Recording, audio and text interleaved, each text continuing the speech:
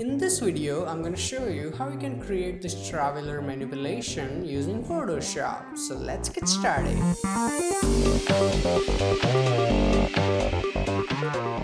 Hey, what's up guys, Dhruval here back with another video, and as you can see, this is the final output and there are a lot of layers and masking in this video. And as you can see, this is the background image and this is the model image, and we are also going to use this plain image for the background. So all of these images are from deviantart.com, and if you want to use any of them, the download link is in video description, so feel free to use it.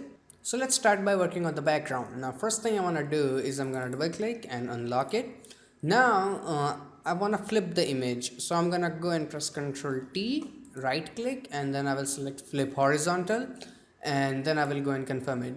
I want my sun to be here and model to be here, so that's why it has to match the lighting. The shadow is on this way, so this way it will be really easy to manage the lighting. Now first thing I'm gonna do is right click, and then I will select convert to smart object. And before we apply the next step, you have to make sure that your foreground color is black. You can press D key for the defaults or click on this icon. Now first thing I will do is double click here and select gradient overlay. And the gradient overlay, go to your gradient options and select foreground to transparent and hit OK. Then I will go and change my style to radial, and then I will go and reverse it so it's on the outside. And for the scaling, let's say 150 seems fine, or maybe a little less. And then I will put it exactly here like this, because the sun, the lighting is going on here. So that looks nice. And then I will reduce the opacity to, let's say, something like 80%. That seems good. And the change its blending mode to soft light. So if I turn it on enough, as you can see, this portion seems a bit darker, and you can reduce the scaling if you want. It's your choice. Then go and hit OK. Now it's time to add in that plane that we saw in the original file. So let's go and look at here. So this is the plane stock. Now cutting out this image is a little bit trickier. So here's how you have to do is, right, you double click on your background layer, hit OK. Now go to select here and select color range and select this blue color, and make sure your fuzziness is somewhere around like really good. The plane has to be completely black as much as possible. So I think 130 seems fine, and hit OK. Now you have to go and apply a layer mask from here. So as you can see, it has cut out the plane, but it's not visible because the mask is inverted. So I will select my mask and I will press Ctrl I. So as you can see, now the plane is visible and other area is not. But there is a little bit problem. I'm gonna hold down my Alt key and then I will click on this mask. As you can see here, there is a little bit of white area that we need to get rid of. So to do that, go to your image, adjustment, and select levels. Yes, you can apply your levels on layer mask. Then I will go and start decreasing the midtones so that white portion is gone, and then I will start increasing my highlights.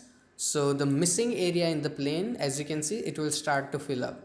And now I'm gonna put this one here. You have to create as much contrast as possible, so that looks really nice, and hit OK. Now for the missing parts, you can just simply directly right click and make sure hardness is somewhere around 50%.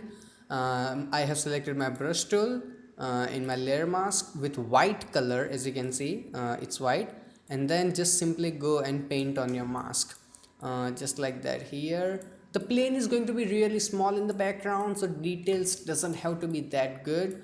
So that looks really good. Now I am again gonna hold my Alt key and click. As you can see, now the plane looks much better. Now I'm gonna right click and select apply layer mask. So the layer mask is gone and we have less confusion. Now I'm gonna press Ctrl A. I will press Ctrl C. Come back to my background, and then I will press Ctrl V. So as you can see, plane is here. Now I'm gonna press Ctrl T, hold my shift key, and make the plane a little bit smaller. A lot smaller actually, until it fits the image really nice and it looks far in distance. So that seems fine. We might adjust it later. So the plane and background is ready, and now let's focus on the model. So I'm gonna go here, and this is the model image. Now to cut her out, it's a really basic process I use in my every tutorial. So I'm gonna go and select my quick selection tool. It's on plus mode, and just go and make your brush a little bigger. I use my bracket keys to make it bigger, and then just go and make a selection of her. It's really easy as that. If you want to skip this part, the annotation is on, just go and skip to that mark. So as you can see, I'm just like making the selection as quick as possible. So that looks really nice, a little bit on the hair. And that is great. Now for the missing areas, I would recommend using magnetic lasso tool. So to do that, you have to go here, right click and select magnetic lasso tool, and it's on third number because I want to remove it. So I'm gonna go and make a selection of it. And when you want to confirm the selection, just come here and double click, so it will turn it into a selection. So that portion is gone, and I will do the same thing with the bag here. Now in the bag, we actually need to add the selection. So I will go and select the second option, and this way you can add the selection wherever you need. So as you can see, this looks really good. Let's go and confirm it. So it has made a decent selection. I will fine tune it now.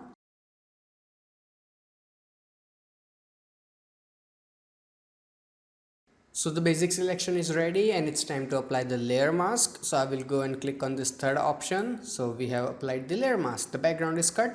And now I will take out this document completely. As you can see here, I will select my move tool from here, and then I will drag and drop this image here. Now we can close this document, we don't need it. So let's go and close it. Yes. So the model is here. Now I'm also gonna press Ctrl T here, hold my shift key and make her smaller until she fits in the like criteria that I need. She has to look decent. We can make her smaller, bigger anytime we need. So let's go and make her that big, and let's go and confirm it. Now I will adjust the size of plane and the model.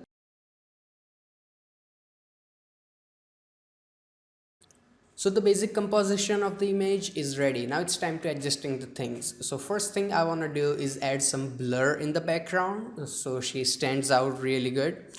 So select your layer 0, go to your filter, blur, and then go to, where is it, Gaussian blur. In the Gaussian blur, I will go and select 5 pixel and then go and hit OK. You can choose different numbers as per your taste. Now I'm gonna go and select my smart filter. As you can see, that's why I converted it into a smart object in the beginning. So select your smart filters here, select your brush tool, and I will select my black color. Now the problem is that the blur looks nice, but there cannot be blur on the ground here where her feet are. So I'm gonna make my brush bigger. As you can see, I'm using my bracket keys as I said. So I will paint with black color here. So now there is blur only in the background and not on the foreground where her legs are, right? So if you wanna paint it back, all you have to do is just paint with the white color, and then let's remove it a little bit with black color. So that looks nice, and I will apply the same blur on the plane. So I'm gonna select my plane. I will go to filter, blur, and then go to Gaussian blur. And the 5 pixel seems way too much, so I will turn it down to 3 pixel and then go and hit OK. Now I also want to adjust couple of things on the plane. So to do that, here is my plane image. I'm gonna create a new adjustment layer and I will select curves. Now first thing I will do is click on this little button here. So it will clip mask it, and now when I increase my highlights from here, as you can see, it is only affecting the plane. If I turn it off, it affects entire image. I don't need that. So turn this on and now it will only affect the plane, as you can see. So that looks really nice. Go and close it. Now I will create another adjustment layer from here, and this time I will select hue saturation. This time I want it to affect entire image under it, so I will just go and simply type -10. I'm trying to kill out some lighting in the image, so that looks nice, and yeah, that's great. Now the image is dark, but the sun is going to be here, so in that portion I will go and remove my effect. I will right click and make my hardness completely 0. Make sure to do that, and then I will go and remove it. So now if I turn it on and off, only this portion is like brighter and this area is darker, as you can see. So most of the work for the background is done, and now we can start focusing on the model. So let's go and select your layer 2, which is your model.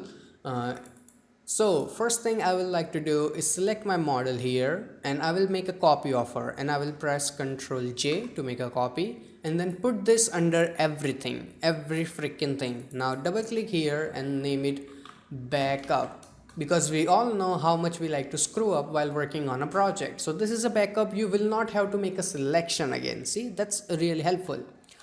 So let's start working on the model, the backup we just created. So first thing is, let's go to image. Let me zoom in so you can see properly. Image, adjustment, and then I will go and select shadows and highlights. And as you can see, it doesn't look that good, but let's start working on the shadows first. Oops, sorry. On the highlights. So as you can see, I would like to keep down my highlights as much as possible. Sorry, control. You might be wondering like, what the hell am I doing? But if I turn it on and off, as you can see, I'm basically just compressing the highlights because this looks just way too bright for the environment we just created. Okay, so it just compressed the highlights, and you can control that compression from here. It's not very major like difference, but you can see it better by controlling the radius, and here you have tonal width. So now you can control it even better. So let's turn it on and off. It looks much better. We can control it a little bit more on this side. So that looks really nice. And then I'm gonna go and hit OK. You can also mask out the hair better. To do that, select your layer mask, right click and select refine mask, and just paint near the hair, as you can see, and also a little bit here. So if you have some tiny hair left somewhere, so you can mask them too. Just some attention to minor details. So go and hit OK. So as you can see, the model looks really nice now, and it's time to create the shadows. Now the shadows are going to be under the model, right? So I'm gonna go and create a new blank layer from here and put this under my model, and there's a lot of confusion going on, so I'm gonna double click and name it shadows, so it doesn't get more like difficult. So I'm gonna make my brush really smaller, really tiny, as you can see my brush, and for the color I'm using black, and then I will go and paint here with that black color. As you can see, creating this new layer is extremely important step, and putting it under the model. So now when I paint it, my black color is under the model, as you can see, like that. Now I'm gonna go and reduce my opacity until it looks a bit more natural. As you can see, now if I turn it on and off, and you can also change the blend mode to soft light just to see how the different output looks, and it also looks really decent.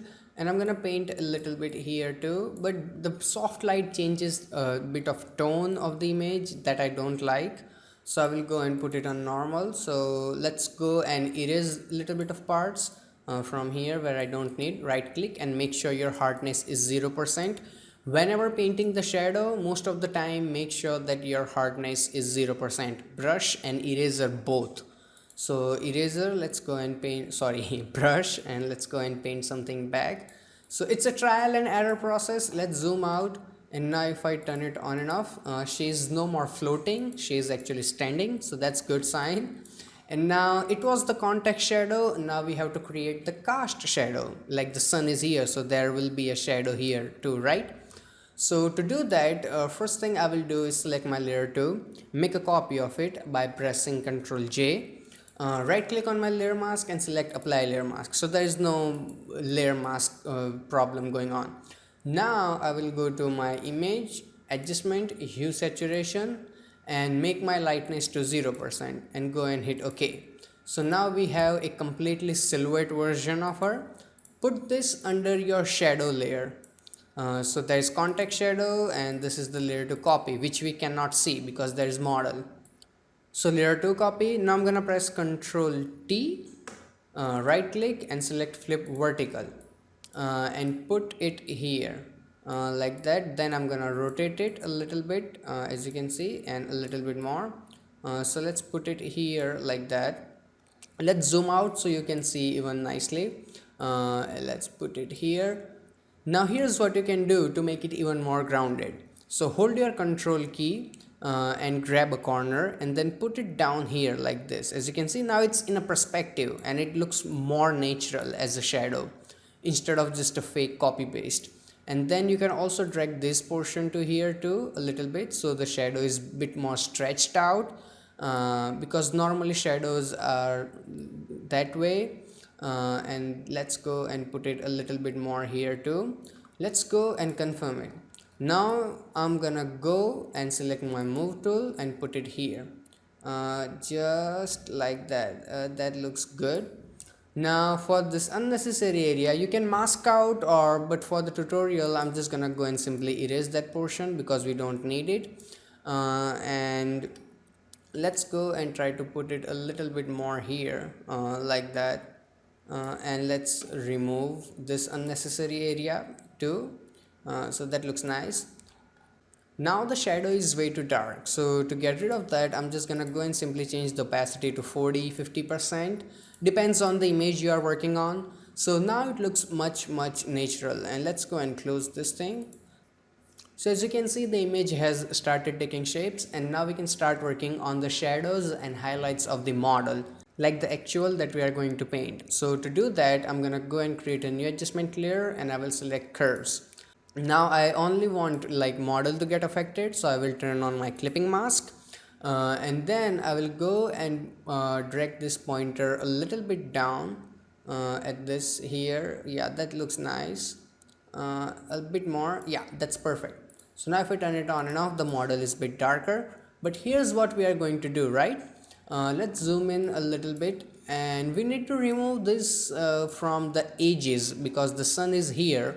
So this portion of the edge, it's going to be really bright.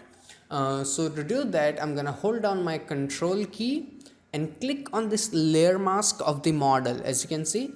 So it will create a selection of it. Now I will go back and select my curves layer, and I will select my brush tool, and I have black color because we need to remove it. So now I will remove it from the edges, as you can see, from the hands and stuff like that, as you can see. And let's keep doing it, and also zoom in, and I will remove it from here too. It is here but not here. So let's zoom out a little bit. So that looks nice. Now I will go to select, and then I will go deselect. So now if I turn it on and off, as you can see, it has created a rim light that you cannot see for now, but you will see in future. Now it's time to do the exactly opposite thing. So what I'm trying to say is create a new adjustment layer, and again select curves, but this time we will make the image brighter. So let's go and make it a bit brighter, and of course clip mask because we only want model to get affected. So let's make the image a bit brighter, but this time we will also add some colors. So let's go to red and add a touch red because the sunlight will give you a rim light on the edge that is bit yellowish.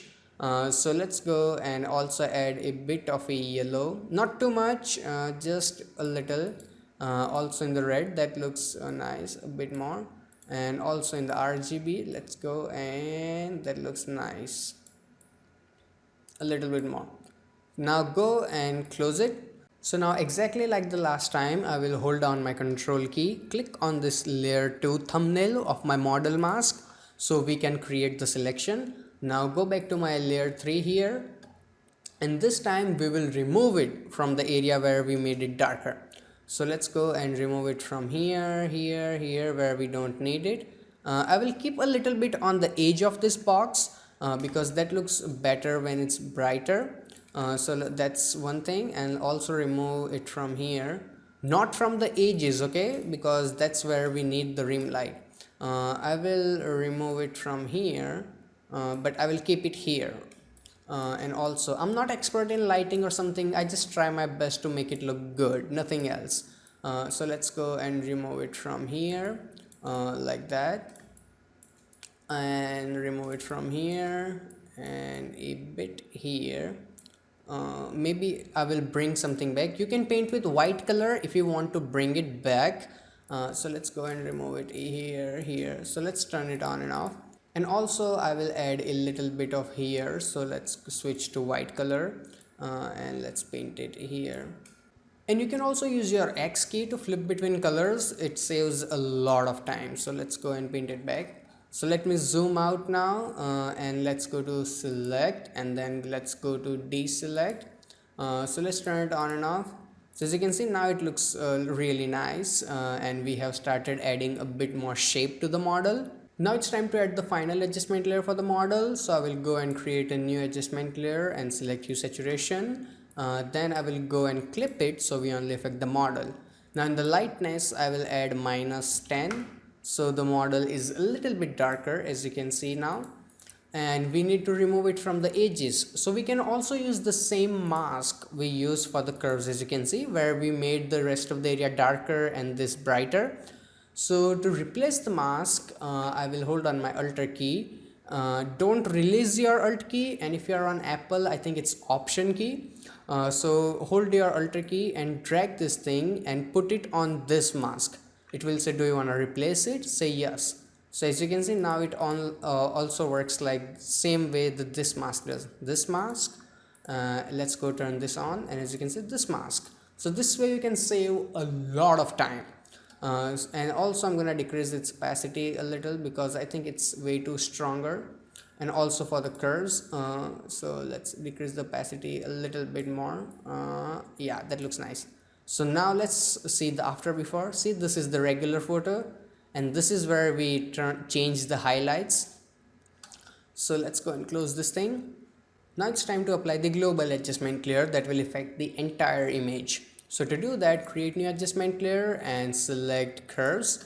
Let's put it here. And in the curves, I will go to blues and the standard look that we use a lot of time. I will increase my blues a touch, and then I will increase my yellows a touch. Not too much, just a little. Don't go too heavy with it, okay? And that looks nice. And close it. You can also reduce the opacity a little bit if you think it's way too strong. So 80% looks real fine. Now here's another trick that I use a lot of time. Because we apply too much darkness, shadows look a little weird. So for that, create new adjustment layer and select a solid color. Now instead of black color, you have to choose a color really close to black. As you can see now, this one.